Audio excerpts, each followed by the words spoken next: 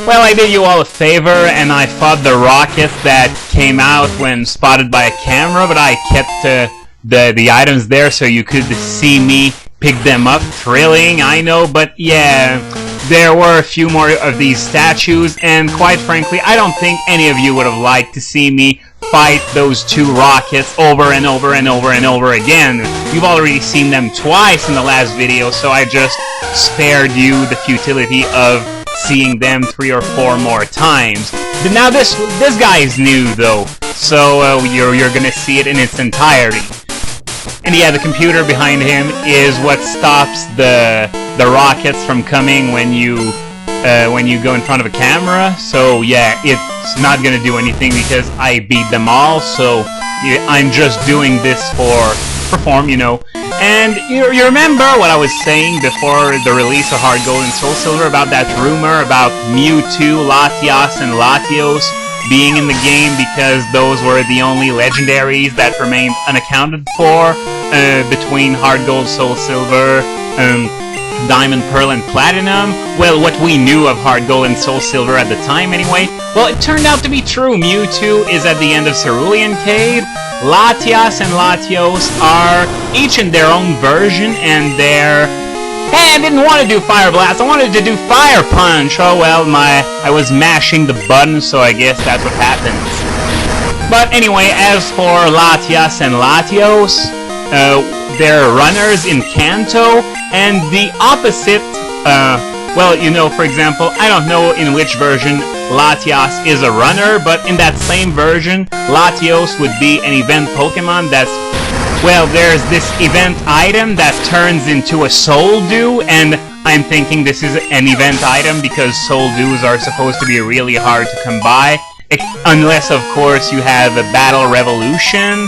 That is, but otherwise, yeah, Soul Dews are supposed to be pretty rare, as they are very, very good items for Latias and Latios. But yeah, so I don't know the specifics of the event, but it's just like in Ruby, Sapphire, and Emerald. The opposite one is an event, and the other one's a runner.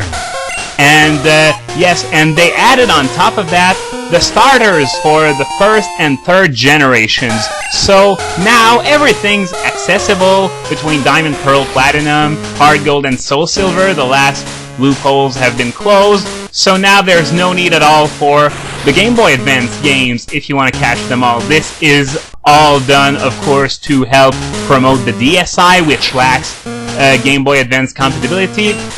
Huh? Is he gonna heal my team? Well, yeah, give them some of my medicine. So that's how they do it. Because I was wondering, in Platinum, Cynthia heals your team before facing Giratina. And there are a few more instances of that throughout the series as well. So, well, I was wondering how they did it. Did they have a bunch of full restores in an invisible backpack or something? Needs a password to open, and we're going to have to go to the ends of the world for it. Well, not really, but as I remember, I'm going to need to find 2 passwords for Lambda's office, because that's something else from Heart Gold and Soul Silver. They actually gave the Rocket executives names this time around. And get this, the first one you meet in the Slowpoke well, because they added an executive there, it used to be all grunts, that one is named Lance. And I think everyone shared the same thought of, what the fuck, there's already a character named Lance. But then you gotta take into account the fact that this character, the champion that is, isn't named Lance in the Japanese version, so they're probably going to rename him for the North American release, no doubt. Else it would be really, really awkward. And the other executives are named Lambda, Athena, and Apollo, all names of real-life rockets. I found that pretty clever, to be honest. Okay, Gengar's a bit lagging in levels, so I'm gonna put it in the lead, and it's time to kill even more rocket grunts. Yippee!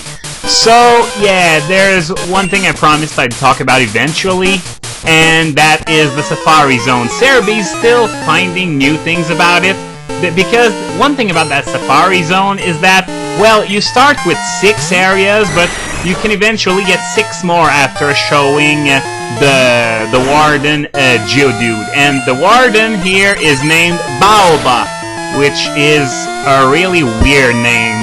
Maybe it's gonna be translated into Bob in the North American version, probably. That's my prediction anyway, though I've been known for making terrible predictions. I've predicted a Universal Curse move tutor and I fell flat on my ass on this one.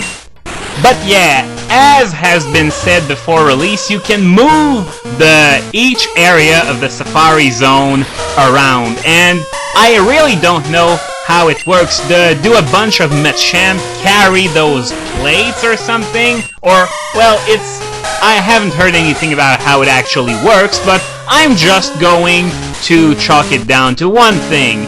Technology is incredible! And in that case, I think we need an extra, something a little stronger than that. Technology is extremely fucking unbelievable! How do they do this?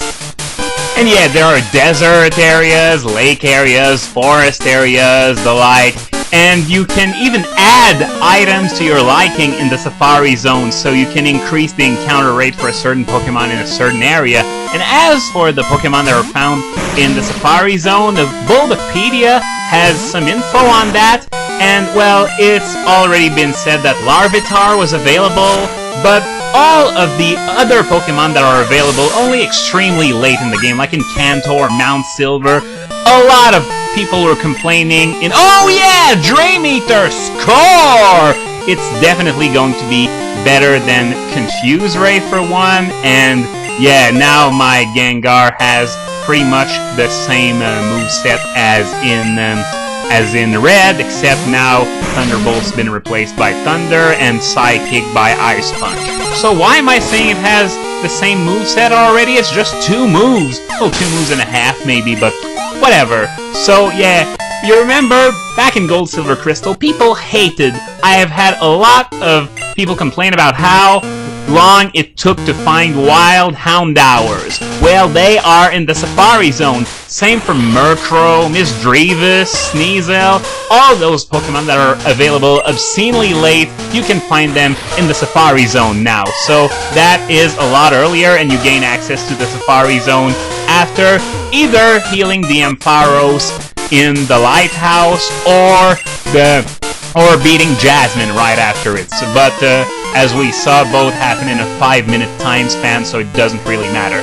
So this Rocket Grunt here apparently knows one of the passwords to Lambda's office, so we are going to beat her up and then get the first password.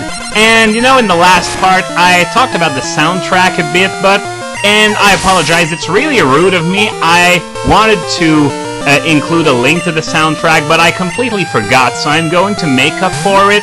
There's a guy going by the name of Sexei Alexi who uploaded the entire soundtrack to YouTube. I'm going to put up a link to his channel in the movie description. Make sure you check it out because just about everything is on there. I can't think of anything I missed. Everything I wanted to hear I have already heard, and it was very good except for the few tunes that I mentioned in the last video. And password number 1 is Slowpoke Tail. Gee, what a surprise. I wonder if password number 2 is Zimbabwean Dollar, which is an obvious reference to the Slowpoke Tail's massive devaluation that took place over the course of the game, as I've already alluded to. So that's it for now. Next time I'm going to be talking about the new egg moves, move tutors, level up moves, and even a few new TM compatibility lists in Hard Gold and Soul Silver.